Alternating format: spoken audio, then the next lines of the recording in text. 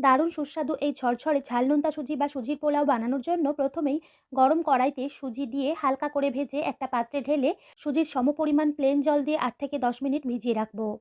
তারপর কড়াইতে কিছুটা সাদা তেল গরম করে চীনাবাদাম দিয়ে ভালোভাবে ভেজে তুলে নিয়ে ওই তেলেই রসুন কুচি ফোড়ন দিয়ে একটু ভেজে এইভাবে কেটে রাখা আলু ও ফুলকপির মধ্যে অল্প একটু নুন ও হলুদ গুঁড়ো মিশিয়ে ২ থেকে ৩ মিনিট মতো ভেজে নিয়ে কেটে রাখা গাজর এবং পেঁয়াজ কুচি দিয়ে কিছুক্ষণ ভাজার পর পেঁয়াজের রং হালকা লাল হতে শুরু করলে কুচিয়ে রাখা বিনস, মটর বা কড়াইশুঁটি,